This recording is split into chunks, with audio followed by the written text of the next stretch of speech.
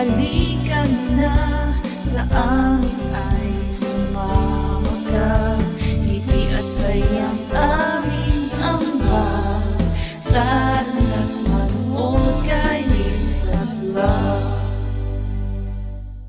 Oh, hi Team Liusat!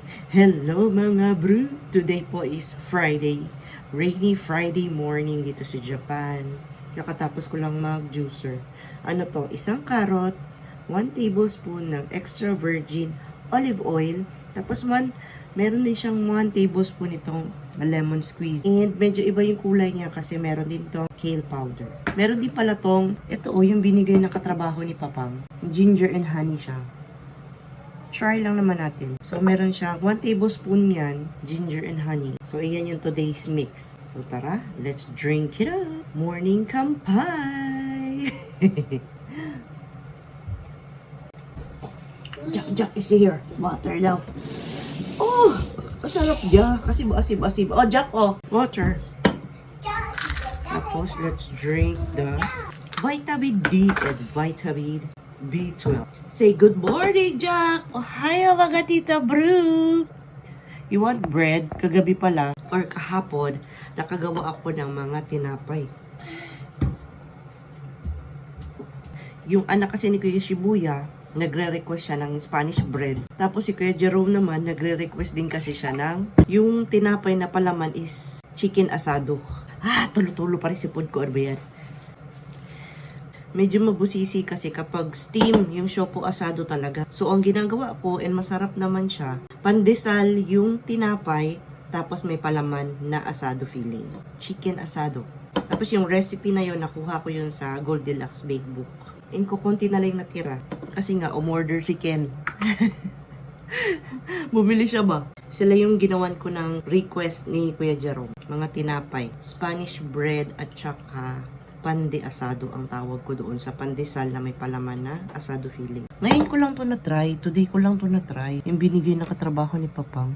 Mabango siya. Masarap pala may ginger. Sana mag-effect naman siya sa akin.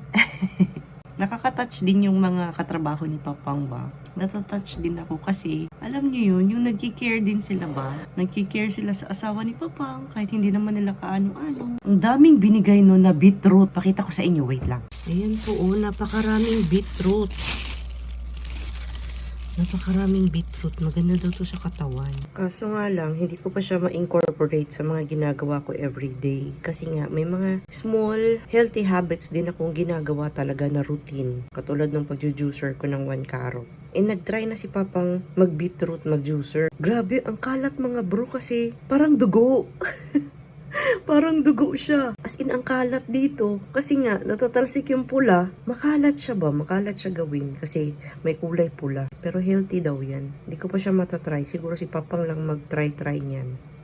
And sa umaga naman pala, ito share ko na din. Kasi matagal na namin itong ginagawa before. Pero bumalik siya nitong January lang. Kasi na-realize ko, hindi na pala ako nakakagawa ng ganito. So naubos na siya. Tapos 'di ba nung January, sobrang ubusi po namin. Tapos nilalagnat yung mga bata. Hindi na pala sila nakakainom nito. Lemon and honey po ito. Mixture ng lemon at saka honey. O Jack, your lemon honey na. Ito po yung vitamins ng mga bata everyday. So ngayon, nagkakasipon pa rin naman katulad ni Jack. Pero hindi na po yung umaabot sa nilalagnat sila. Honey water. Oishi honey ne. Oishi honey. Drink your lemon honey. To drink your vitamins now. Sanay na yung siya naman yan. Wow. Ooh. Kailangan niya ng water kasi maasim-asim to. 10 ml. Kumbaga parang mga 1 tablespoon. There's more. Drink it all. I'm gonna put water in there. Okay. Good job, my love. You're so cute. You're so cute. Want more? You want more water? Want more water? Nagkakasipon kami pero hindi na katulad nung January na ubusipon lagnat ba. Kahit pa paano may defense na. Again, yung mga ganito, hindi ko po recommended. Pwede nyo itry pero hindi ko siya nire-recommend sa inyo. Mixture ng lemon and honey para sa mga bata. kung meron kayong anak na 1-year-old, huwag niyo papainumin ito. Kasi yung mga 1-year-old, parang hindi sila pwede sa honey. So, ang ginagawa ko, 10 ml every day. Tapos kapag may ubo, twice a day ko pinapainom, morning tsaka gabi. Effective naman siya para sa amin. So good. So good? Eat faster now. Hatid kita sa school, ne? Okay? Okay. Grabe, ang lakas ng ulan. Are you ready now? You're not ready? School yes, school no. No. No, patay. Nagjo-joke pa tong batang to. Nabisi kami kasi paglabas ng bahay umuulan tapos wala na kaming payong.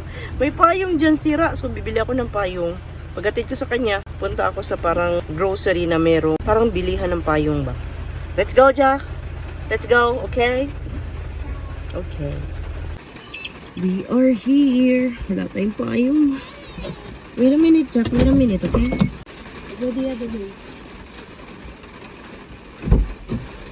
Okay, come on. Say bye, Tita Bro. Wait, stop. Say bye, Tita. Bye. Bye. Okay, let's go. Mommy, it's raining.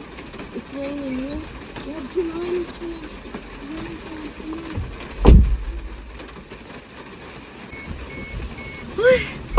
Uwi muna tayo siguro kasi ang oras ngayon, magno 9:25 AM pa lang. Sirado pa yung bilihan ng payong. Balik na lang ako mamaya.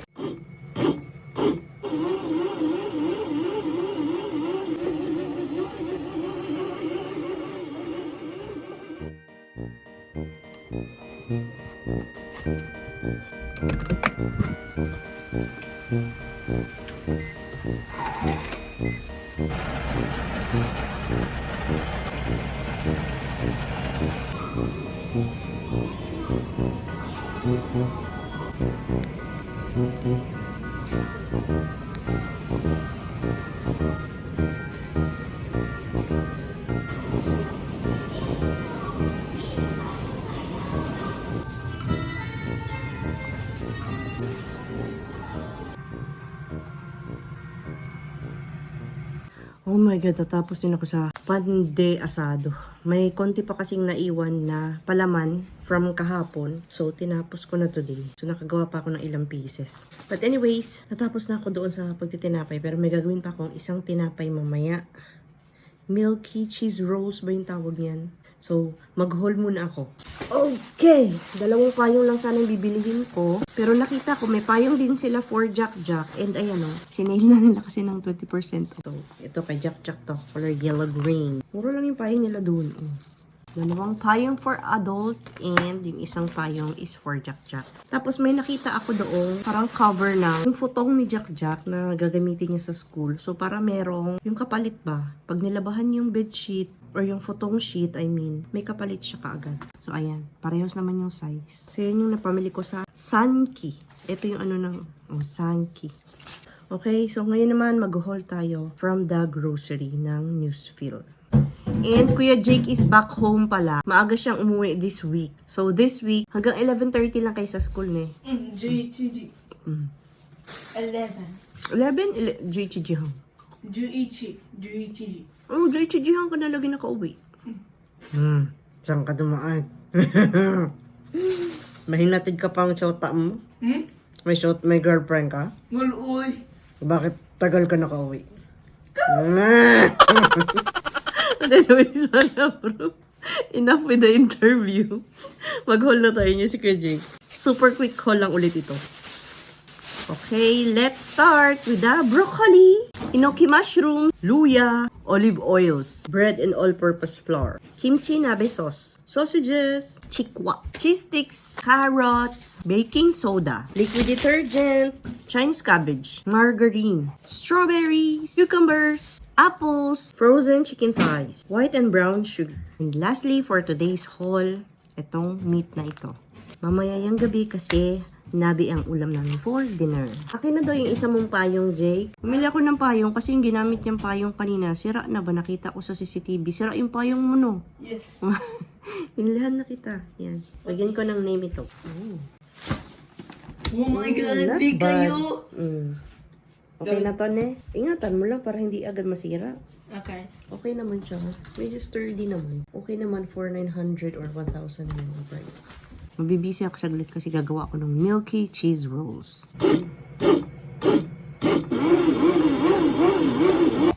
Ay mga bro, umalis ulit ako. Pumunta ako dito sa malapit naman na grocery sa amin. Kasi nag-message si Papang. Parang hindi niya trip mag-nabi kami. Kimchi nabi yung ulam ngayong gabi. Gusto niya daw ng pritong parang isda, saba. Tapos sausaw sa may toyo na may kalamansi, na may suka. Pumunta ako agad dito sa malapit na grocery sa amin. Kasi meron sila diyang mga fresh na isda ba. So ang gusto ni boss today is pritong saba.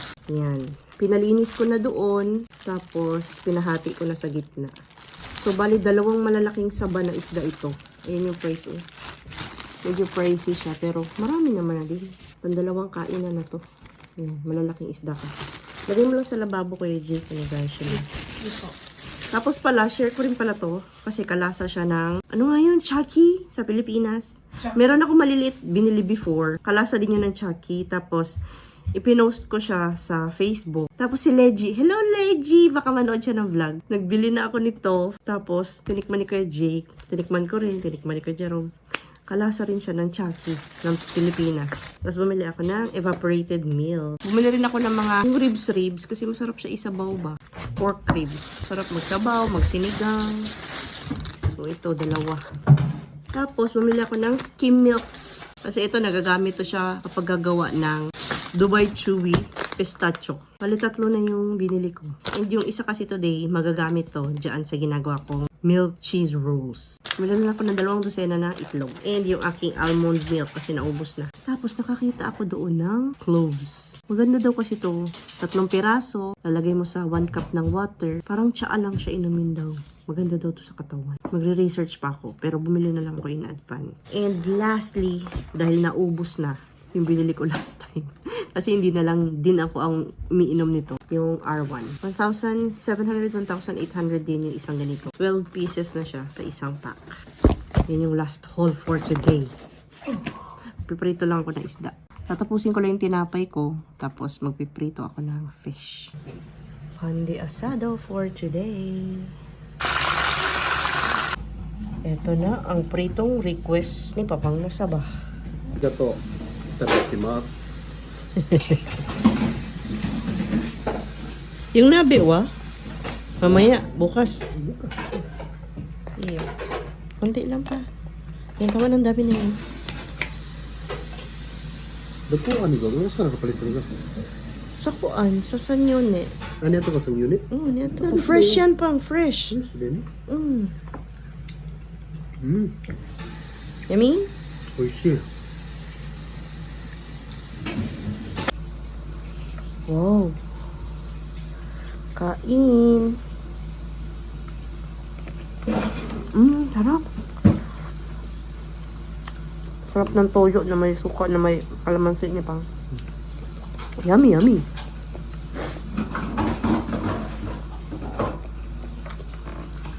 Ngayon ako kumain ng kanin.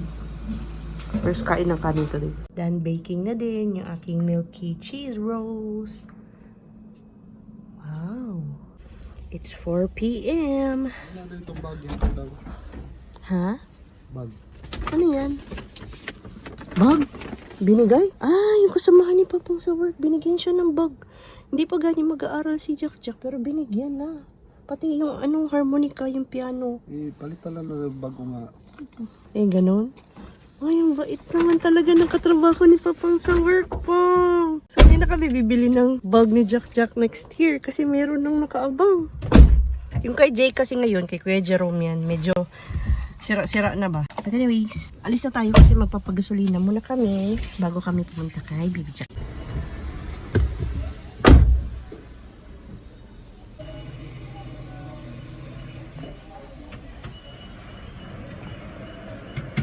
Hindi mo alam kung yan ba yung tama or nandun sa baba.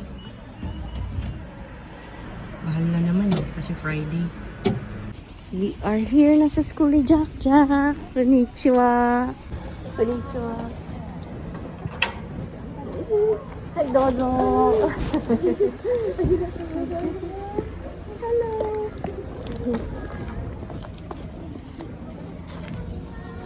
も保育園帰るときこれをやるんですけど、前渡した手紙の中に子供っていうわかる？ Come on, Jack, come on. ありがとうございます。 Where you wanna go? Wanna go Daiso with mommy. Okay, let's go Daiso, okay? Okay. Yay! We're going to Daiso. Let's go now. What's that? Okay? Nose. Dito pa kami sa Daiso, oh. Batang to. Ang bubudol na naman. Let's go inside. What you wanna buy?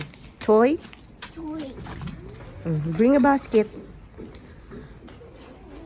This one, this one. This one only. You want that one? Want that one? Where? Bakit ka nag-ride dyan? It's for a baby. You're not a baby. Look at me. Asus, tulo si Poon.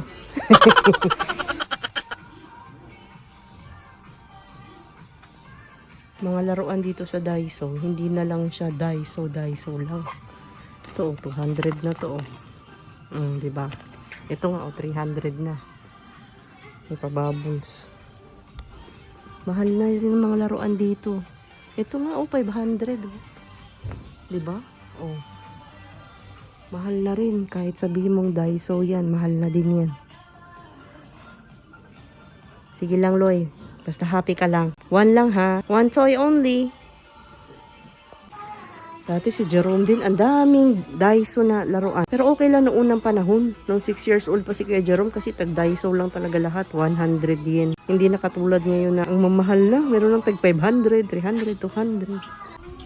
Ay, yung pinakamahal pa talaga yung pinili niya. This one daw. 700. Only this one? You want this one? This one. Oh, let's go now, okay? Okay. No more na, okay? Okay. Look at me. No more na, ha?